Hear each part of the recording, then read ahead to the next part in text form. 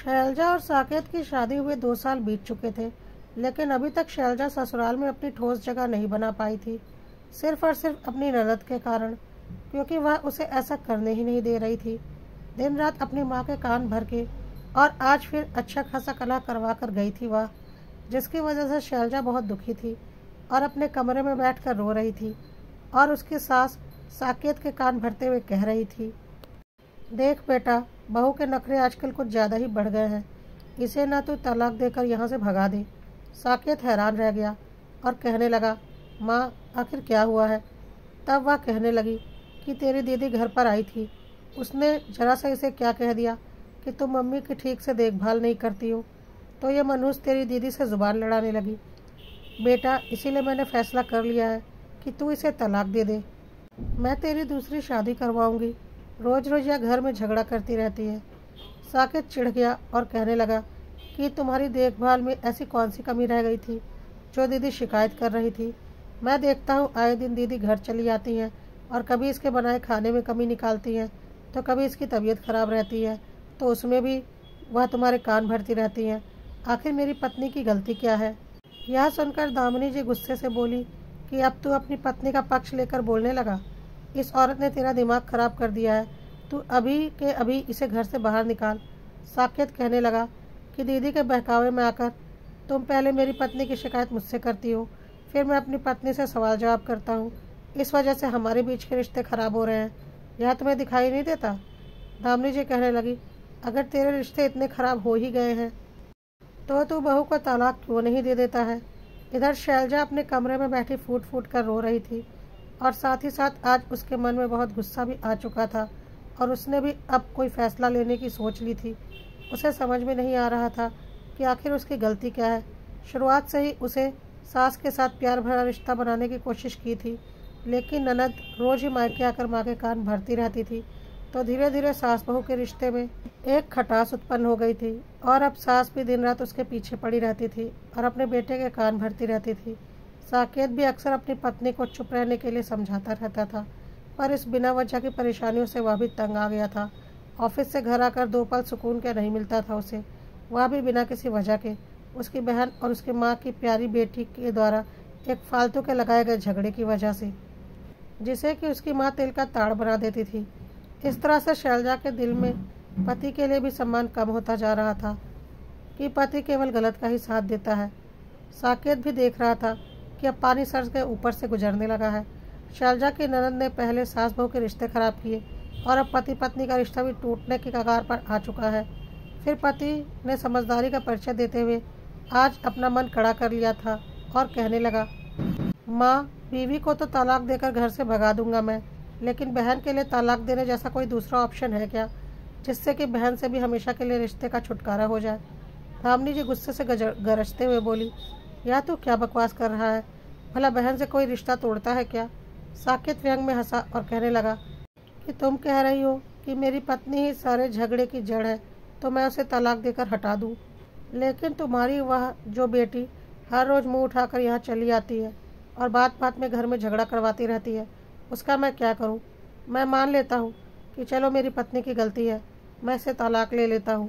कल को तुम मेरी दूसरी शादी करवाओगी, तब भी तुम्हारी बेटी आकर ऐसे ही घर में आग लगाएगी और फिर झगड़े होंगे, तो क्या मैं फिर से तलाक लूँगा?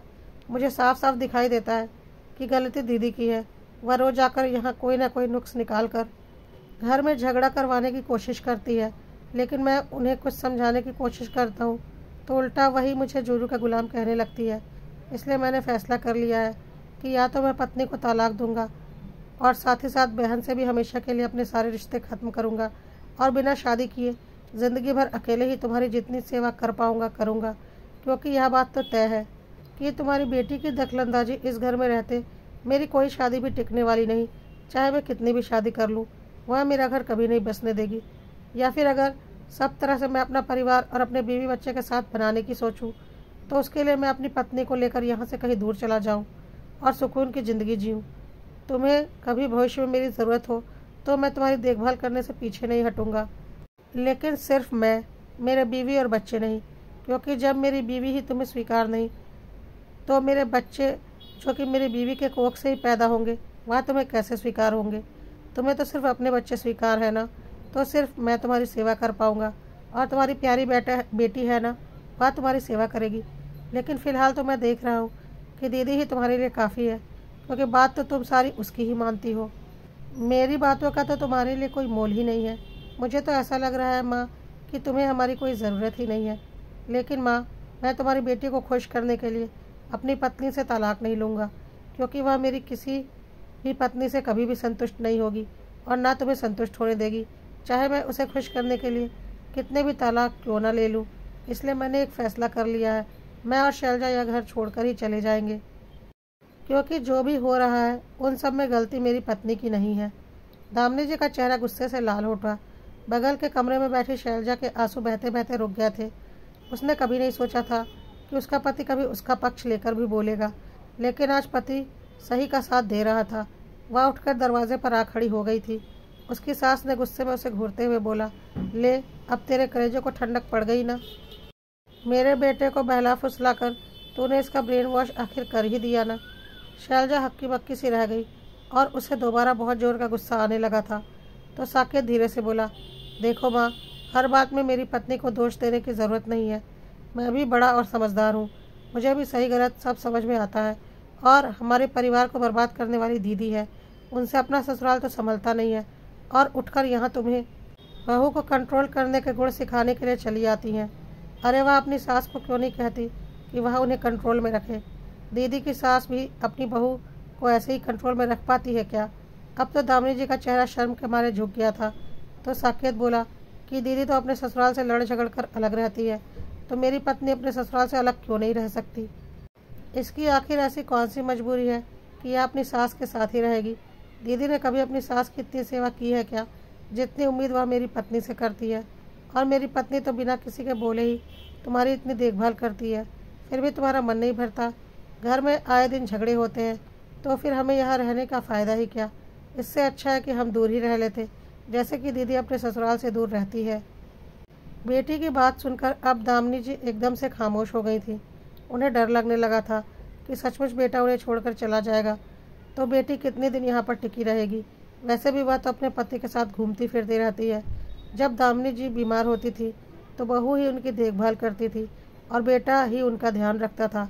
बेटी तो 1-2 घंटे के लिए आती थी और बात करके चली जाती थी। अब उन्हें समझ में आ रहा था कि वह बातें केवल बातें नहीं होती थी, बल्कि वह तो माँ को भड़काने का काम करती थी। साकेत गुस्से में अपने कमरे में जाने लगा तो दामिनी जी ने आगे बढ़कर उसके सामने खड़े होते हुए कहा कि घर परिवार में कई तरह की बातें होती हैं। इसका मतलब यह नहीं होता कि बेटा माँ को छोड़कर ही चला जाए। तुम्हारी दीदी के ससुराल की स्थिति अलग है। तुम्हारी दीदी की सास के छोटे बेटे बहू के साथ रह रही है, उन्हें कोई दिक्कत नहीं है। तुम मुझे छोड़कर चले जाओगे तो मैं अकेले कैसे रहूँगी। साकेत कहने लगा, यह सब घर में कलह करने से पहले सोचना चाहिए था ना, कि रहना तो इसी बेटे बहू के साथ है, तो घर में इतनी कड़वाहट उत्पन्न ना की जाए।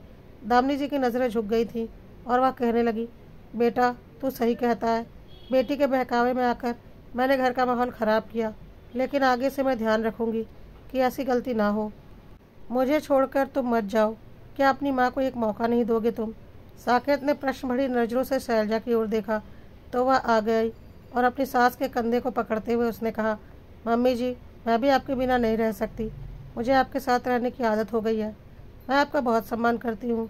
मुझे भी घर में किसी बड़े बुजुर्ग का साथ रहने की चाह है, क्योंकि बड़े बुजुर्ग हमें जीवन की सही राह दिखाते हैं। लेकिन अगर आप अपनी बेटी के भड़काने से मेरे साथ झगड़ा करेंगी तो मुझे कैसे अच्छा लगेगा। मम्मी जी, मैं सब कुछ भूलकर नए सिरे से ज़िंदगी की शुरुआत करना चाहती हूँ, लेकिन मेरी नई ज़िंदगी में आपकी बेटी शामिल नहीं रहेगी। आप अपनी ज़िंदगी में अपनी बेटी को ज़रूर रखें, और मेरे पति की ज़िंदगी में वह कोई दखलंदाजी नहीं करेगी और ना ही हमारे घर के किसी मामले में अपना दिमाग चलाएगी। दामिनी जी बोली, देख बहू, मुझसे गलती हुई है और मैं उसे सुधार लूँगी, लेकिन तुम मुझे छोड़कर तो नहीं जाओगी। अचानक से ही सास के व्यवहार में इतना परिवर्तन आया था तो शैलजा का दिल पिघलने लगा था। उसने अपनी सास को गले लगाकर कहा, नहीं मम्मी जी, मैं आपको छोड़कर नहीं जाऊंगी। अगले दिन फिर से उसकी ननद मायके आ चुकी थी। आते ही कहने लगी, अरे माँ, अभी तक घर की साफ़ सफाई नहीं हुई। भाभी दिन भर पलंग ही तोड़ती रहती हैं क्या। शैलजा ने यह बातें सुन ली थी और उसने तुरंत पलट कर जवाब दिया, आपको जो भी बात करनी है अपनी मम्मी से उनसे संबंधित बातें कीजिए। खबरदार, जो आइंदा कभी मेरा या मेरे पति का नाम अपनी ज़ुबान पर लाया तो मुझे आपसे कोई रिश्ता नहीं रखना। जितना रिश्ता रख लिया काफ़ी है। अब और इस रिश्ते को मैं बर्दाश्त नहीं कर पा रही हूँ, कहकर शैलजा अंदर चली गई। तब दामिनी जी ने भी उसे डांटते हुए कहा कि अगर तुझे घर गंदा लग रहा है तो खुद से साफ सफाई कर दे। बहू को जब जो करना होगा कर लेगी, आखिर सारा घर वही तो संभालती है। माँ को ऐसी बातें करते हुए देखकर वह हैरानी से बोली, माँ क्या हो गया है तुम्हें? ऐसी बातें क्यों कर रही हो? और अपनी बहू की हिम्मत तो देखो, मेरे मुंह पर कैसे मेरी बेइज्जती करके गई है, और तुम खामोश हो। तो दामिनी जी ने बोला, देख बेटा, तू अपनी गृहस्थी जैसे संभाल रही है संभाल। यहाँ पर बहू की गृहस्थी संभालने के लिए बहू काफ़ी है। तुझे ज़्यादा सोचने की ज़रूरत नहीं है। तेरी वजह से हमारे घर में झगड़े होते हैं, हमारा परिवार बिखर जाए, इससे पहले ही मुझे कोई ना कोई ठोस कदम तो उठाना ही पड़ेगा। इसलिए मैंने फैसला कर लिया है कि तू यहाँ रोज़ रोज़ मायके मत आया कर, बल्कि कभी कभी तीज त्यौहार पर आया कर, वरना मायके में अपमान होना तय है। क्योंकि तेरी माँ ज़िंदगी भर तेरे नखरे उठाने के लिए बैठी नहीं रहेगी। अपनी घर गृहस्थी संभाल। अगर तेरे पास ज़्यादा समय बचता है तो अपनी सास के पास चली जाया कर, उन्हें भी थोड़ा अच्छा लगेगा। माँ के ऐसे बोलने पर वह रूठ गई और कहने लगी कि ठीक है, अब जब तक तुम नहीं बुलाओगी मैं मायके नहीं आऊँगी। इतना कहकर वह गुस्से में वहाँ से निकल गई। अब दामिनी जी भी क्या करती, और शैलजा ने तो वैसे भी उससे किनारा कर लिया था। वह तो उससे बात तक नहीं करती थी। साकेत घर पर होता नहीं था, और अगर कभी होता भी था तो वह भी अपनी बहन के व्यवहार से इतना दुखी हो चुका था कि वह भी उससे बात नहीं करता था, और इसके लिए उसकी बहन खुद जिम्मेदार थी। अगर उसने मायके में आकर अपनी पैतरेबाजी नहीं की होती तो आज उसके सारे रिश्ते सामान्य होते, पर उसने अपने हाथों से अपने सारे रिश्ते खराब कर लिए थे।